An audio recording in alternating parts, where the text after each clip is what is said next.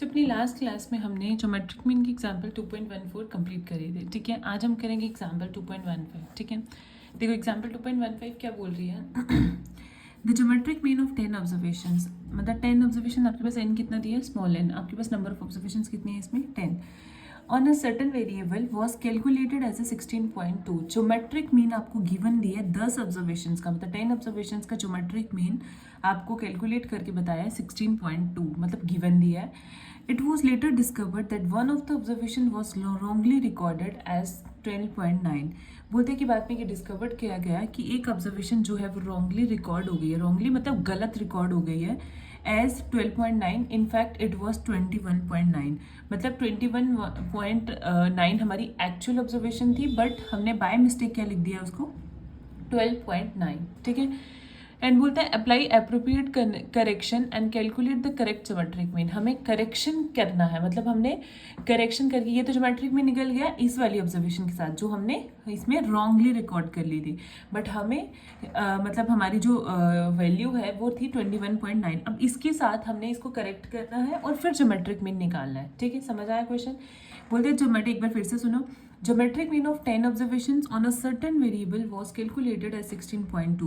10 observations का geometric mean हमने कुछ वेरिएबल्स पे लिया, उसको कैलकुलेट किया which is 16.2 and it was later discovered that one of the observation was wrongly. बाद में हमने ये डिस्कवर्ड किया कि उसमें से एक ऑब्जर्वेशन जो है वो रॉन्गली रिकॉर्ड हो गई थी एज 12.9। इनफैक्ट इट वॉज 21.9, लेकिन वो एक्चुअल में कितनी थी, 21.9। So apply appropriate correction and calculate the correct geometric mean. हमें applied accurate correction, appropriate correction को अप्लाई करना है और करेक्ट ज्योमेट्रिक मीन को कैलकुलेट करना है, ठीक है। देखो कैसे सॉल्व करते हैं, अगर ऐसा केसेस ऐसे क्वेश्चंस भी आएंगे आपके पास। बोलते हैं geometric mean G of N observation that is x1। पहले तो वही कि एन ऑब्जर्वेशन का ज्योमेट्रिक मीन क्या होता है आपको पता है, g is equal to x product of N root of the product of observation, है ना। तो देखो जी x1 x2 इनटू, ये बीच में मतलब सारी मल्टीप्लाई हो रही है ऑब्जर्वेशन, इसकी पावर 1/n, क्योंकि टोटल आपके पास जितनी भी आपके पास टोटल हो वो पावर में आ जाता है 1/n करके। If x1 is the sorry, if x1 is the observation copied wrongly instead of the correct x1 dash। हमने x1 अपनी वो ऑब्जर्वेशन ले ली जो wrongly हमारे पास आई है, that is 12.9। Is the observation copied wrongly instead of correct value x1 dash. तो x1 डैश करेक्ट वैल्यू आ गई, तो करेक्ट कितनी है, 21.9, ठीक है। Then the corrected geometric mean G dash. अब अगर हमारे पास करेक्टेड हमने लिया x1 डैश तो उसका करेक्टेड ज्योमेट्रिक मीन भी जी डैश आएगा, is given by G dash. Geometric mean क्या बनेगा, x1 dash x2 x3 so on to xn। x1 dash मतलब हमने करेक्टेड वाली निकाली, जी डैश मतलब हम करेक्टेड ज्योमेट्रिक मीन निकाल रहे हैं, ठीक है। Which is equal to x1 से मल्टीप्लाई भी करेंगे और डिवाइड भी करेंगे। जब भी हमें किसी इक्वेशन में अगर हमें ये वैल्यू चाहिए तो हम इसको मल्टीप्लाई और डिवाइड करेंगे। देखो बैलेंस हो जाती है इक्वेशन, खुद से लगाया, x1 से मल्टीप्लाई भी किया और डिवाइड भी करा, उसकी पावर आ जाएगी 1/n, ठीक है। अब जी डैश किसके इक्वल आ जाएगा, x1 into x2 so on to xn की पावर 1/n1, और ये x1 डैश अपॉन x को हम अलग से ही पावर दे देंगे इस, और इस वैल्यू को हमने अलग अलग करके लिख दिया। अब ये तो हमारे पास ज्योमेट्रिक मीन है जो ऑलरेडी गिवन था, इसको हम g लिख सकते हैं, और x1 डैश अपॉन x1 की पावर 1/2 हमने वैसे ही रखा, ठीक है।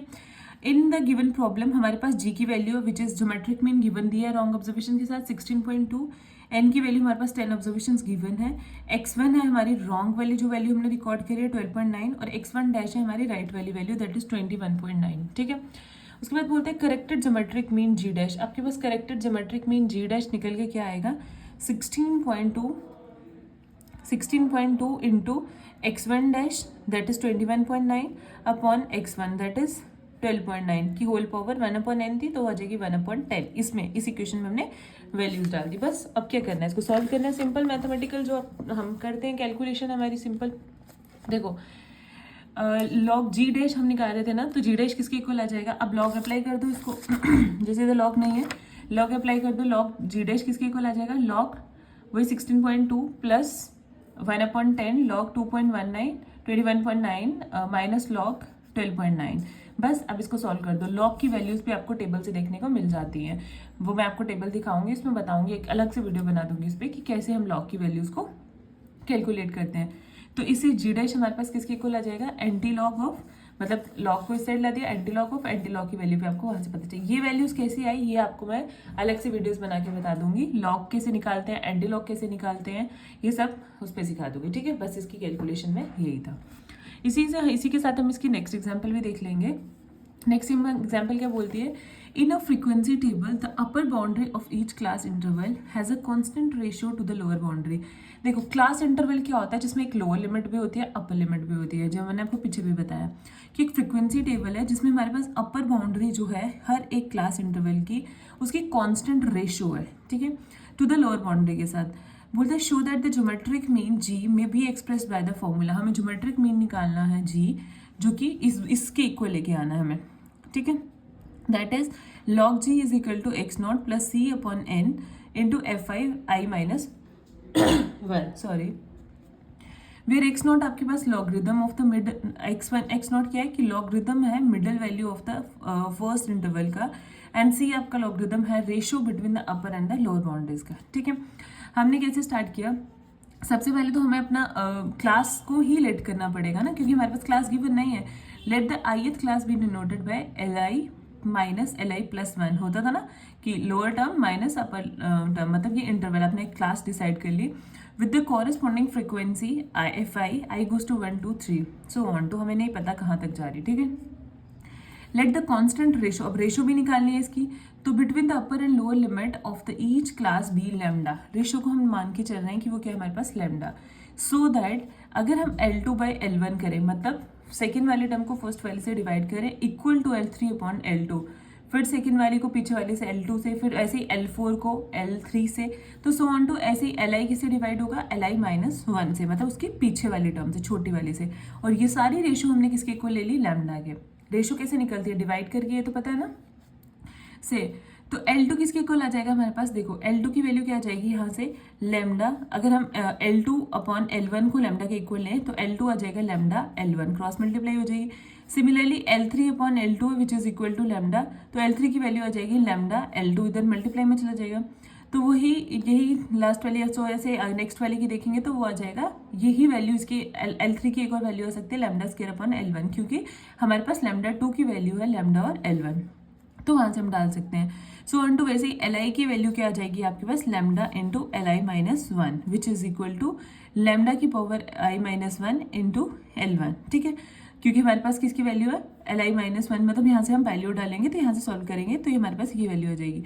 But if xi is the midpoint of the ith class then we have, अगर xi हमारा मिड पॉइंट है, xi पता है ना midpoint of the ith class, मतलब हमारे पास i क्लासेस हैं और उसमें xi हमारा मिड पॉइंट है, तो मिड पॉइंट कैसे निकलता है, मैंने आपको बताया था, दोनों क्लासेस को ऐड करते हैं और 2 से डिवाइड करते हैं, तो x1 कैसे निकलेगा 1/2 L1 प्लस L2, मतलब L1 plus L2 upon 2, 1/2 L1 की भी वैल्यू आपके पास, L2 की भी है, L1 की वैल्यू आपके पास, L1 की वैल्यू है आपके पास, यहाँ से बना लो, L1 की वैल्यू क्या आ जाएगी वहाँ से, अगर हम यहाँ से L1 की वैल्यू बनाएंगे तो L1 की वैल्यू आपके पास आ जाएगी L2 अपॉन लैम्डा, ठीक है।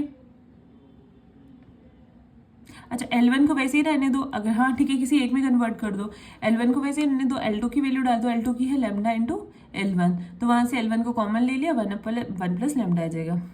ऐसे ही अगर xi की लिखेंगे वो आ जाएगा 1/2 Li प्लस वन, तो 1/2, यहाँ पे हम इसको देखो Li की वैल्यू क्या है आपके पास, लैम्डा की power i minus one L1। अब आपको पता होना चाहिए ये क्या लिखा है मैंने, ठीक है। देखो लैम्डा जो है वो बैकवर्ड शिफ्ट ऑपरेटर का काम कर रहा है, ये आपने अभी नहीं पढ़ा होगा, ये शिफ्ट ऑपरेटर का मतलब होता है, देखो जैसे मैंने इसको लिखा है लैम्डा i माइनस वन, ठीक है, अगर मैं इसको ऐसे लिख रही हूँ lambda i minus one into L1, ठीक है, तो अब मैंने इसको चेंज कर दिया, इसका मतलब यही है कि लैम्डा की पावर माइनस वन है तो L1, तो इसका जो अगर मैं इसको वैसे लिखूँ तो ये दोनों इक्वल होंगे, शिफ्ट ऑपरेटर का काम ही यही होता है, तो मतलब कि अगर मैं इसको ऐसे भी कन्वर्ट कर सकती हूँ कि ये वैल्यू दोनों इक्वल होंगी, ठीक है। तो सिमिलरली वैसे ही यहाँ पे हमने वैल्यू डाल दी, 1/2 को वैसे ही रखा, L1 को मैंने यहाँ से फिर से कॉमन ले लिया, मेरे पास बचा 1 प्लस लैम्डा, और लैम्डा आई माइनस 1 को भी कॉमन ले लिया, विच इज इक्वल टू, अब ये हमारे पास x1 की वैल्यू है। x1 की वैल्यू क्या थी? 1/2 1 प्लस लैम्डा इंटू L1। ये पूरी वैल्यू हमारे पास किसकी है? x1 की, और इंटू लैम्डा की पावर i माइनस 1 वैसे रखा।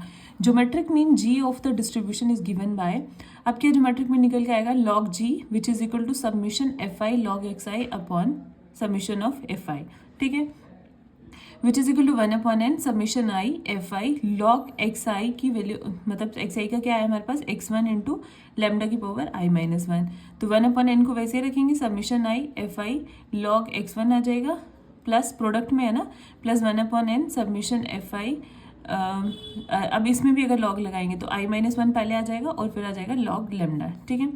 तो फिर हमने क्या किया?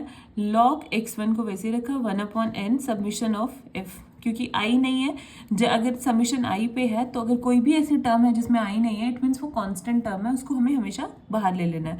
1/n सबमिशन fi पे रहेगा क्योंकि उसके साथ i है, प्लस लॉग लेमडा बाहर आ जाएगा, 1/n बाहर आ जाएगा, सबमिशन ऑफ i माइनस 1 बाहर आ जाएगा, सबमिशन ऑफ fi, ठीक है। यहाँ पे अब हमारे पास देखो x नॉट log x1 ये रहा आपका log x1, 1/n submission of fi1 plus log, आपने क्या किया? इस पूरी वैल्यू को x नॉट लिख दिया, ठीक है। x नॉट आपके पास क्या है? log x1, एंड c आपके पास क्या है? log लैम्डा, और इसको आपने लिख लिया log लैम्डा को c, सबमिशन ऑफ i, क्योंकि ये n और f, सबमिशन ऑफ f क्या होता है? कैपिटल N, ये दोनों कैंसिल हो जाएंगे, log x1 को आपने x नॉट लिख लिया, प्लस log लैम्डा को आपने c ले लिया है, और summation of i goes to 1 to n वैसे रहा, और इंटू fi वैसे रहा, ठीक है। सबमिशन ऑफ c लैम्डा को आपने वो लिख लिया, ठीक है।